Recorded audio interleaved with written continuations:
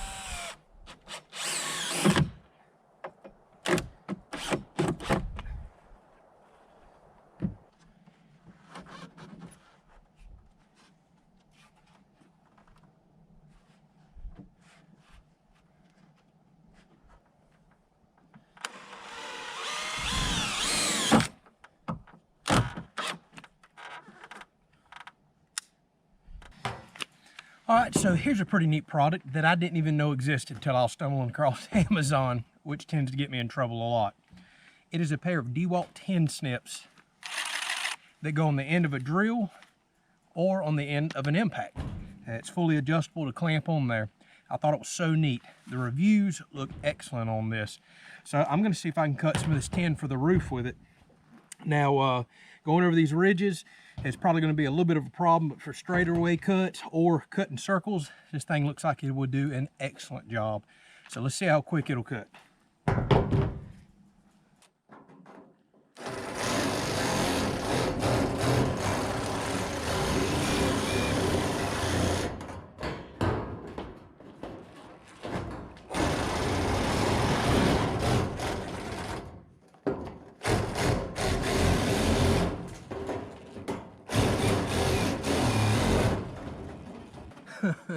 So that thing cuts extremely fast. On a straightaway, it'll cut just as fast as you want to go.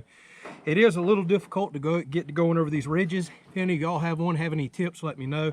I'm going to continue to work with different angles to figure out how to get over. Not the world's straightest cut. Every time I went over the ridge, it kind of wanted to throw me off, but oh my goodness.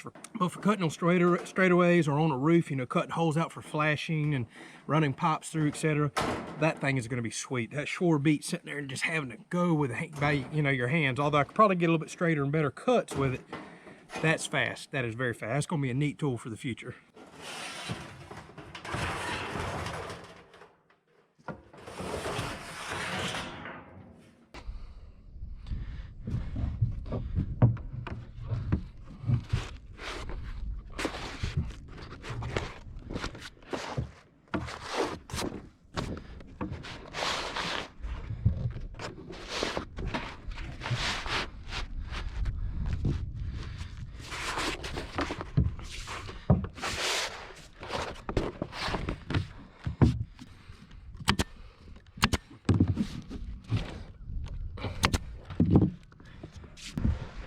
Hopefully I'm not screwing up using felt paper here, but this was $16 a roll versus $80 a roll for that titanium underlayment.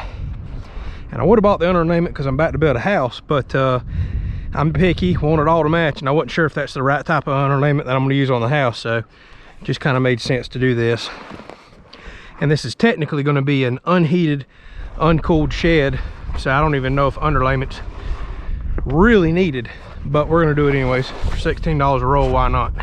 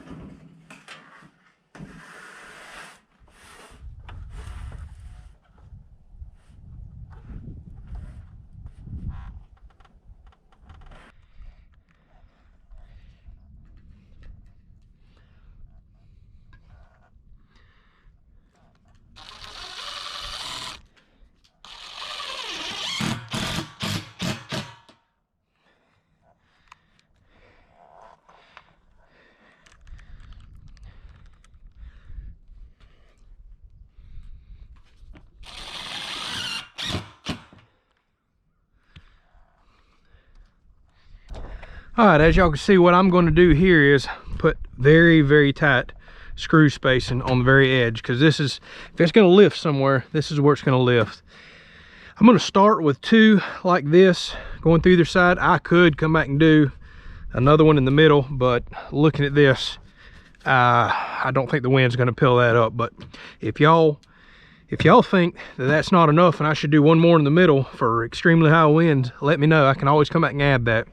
Other thing I'm trying to do is everywhere the tin lines up with a truss and it's a flat spot like here, I'm trying to make for sure I drive down through the plywood and into that truss too, which again, the plywood is very secure to those trusses, glued, screwed, and nailed down.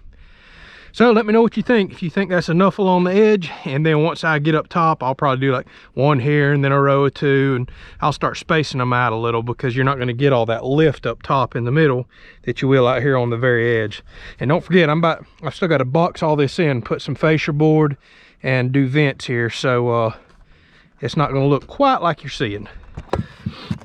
All right, y'all might laugh at me about this one, but something that's been kind of bugging me, because this roof has such a low pitch, I am kind of worried about in very heavy rains, high winds, the wind actually pushing the water back up underneath this ridge cap and down on top. So I've thought about a lot of ideas in mind. Thought about nailing some flat bar back here, putting in some angle iron with a lip, but all that's going to kind of block my vent, and I don't want to block my vent because I want to get enough air out of here that we can't ever build pressure up underneath the roof if there's real high winds hitting the side. So I got to thinking, why don't I just build up on the very edge of this tin a lip with silicone. You'll never see it. It'll be underneath here. And if the water is slowly getting pushed up the tin, it should meet that small silicone lip and hopefully not go over it until gravity pulls it back down. So I think that's what I'm going to do right here. Just build me up on the edge of each piece of tin. Oh, well, I called it silicone, but old caulk lip just like that. You know, about a 1/4 inch or so. I mean, it's not going to hurt anything, and I would think it's got to help. So I'm going to go along every so often, do that, build that up as kind of a little dam to stop water from blowing back in, and then we're going to put this ridge cap on.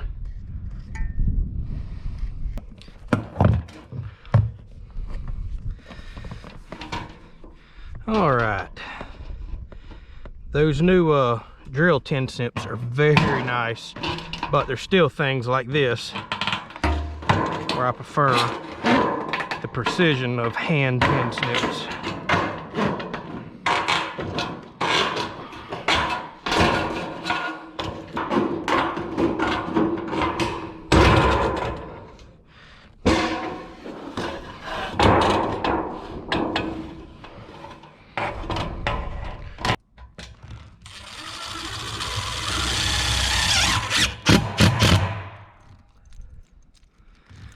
I don't know what brand screws, well, maybe I do.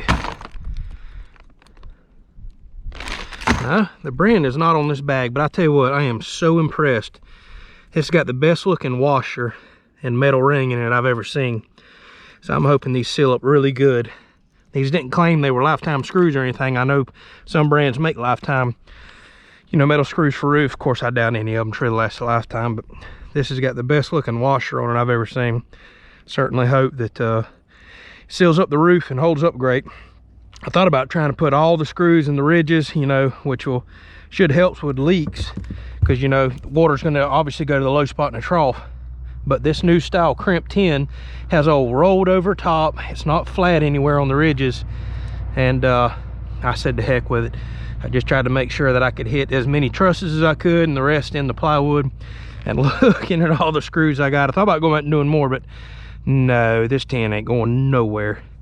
And as you can see, I've got it spaced extremely tight all along the edges. That's your lifting points. That's what I'm most concerned with.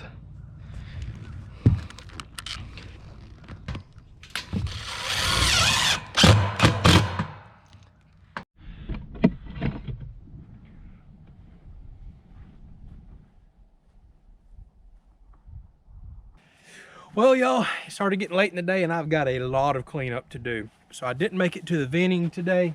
That's probably going to be what we get into in the next video, or the door. It's going to be one of those two things. So I finally got all the metal now. Appreciate y'all hanging around and waiting. We had about a 4-day holiday stretch there where we were back and forth over to our parents, to friends, family. We had people come over here. So it was a busy 4 days, not to mention it rained for about 4 days too. So videos just were not happening. So now I'm going to get back on a normal routine.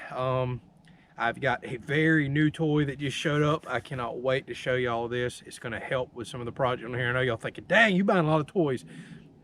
Just chill out. Some of them are going to make me money back. At least that's what I'm telling my wife. So yeah, I've got more stuff to show off in the next video. It's going to be pretty exciting. We got some really cool metal work starting to come up in here now. Like I said, the venting. So thankful that the roof is on now. I feel pretty good about what I did. Don't think it's going to go anywhere unless we just get unbelievably bad tornado or something. So I feel really good about it. Everything's caulked up. It made it through the 4 days of rain just fine. I don't see nothing delaminated. So if it happens to be another week or two before I get all the hardy board siding on, that's okay. Because the metal work for the door, cutting out for the AC, all that intricate type of work like that, still got to sheathe the inside with plywood. That's going to take a while. Plus I still got to go run and get a lot of this stuff. So again, as y'all seen in the beginning of the video, so thankful that I found a new steel distributor who's really taking care of me. Like I said, I'll put him down in the description. He has no idea I even do YouTube or that I'm going to mention him. But best prices around if you live in North Central Florida by far. Thank y'all so much for watching. We'll catch you on the next video. And we're going to have a splitting video coming up too. While I've got all these cool days and a pile of firewood down there, I need to fire up the old log splitter. Thanks for watching.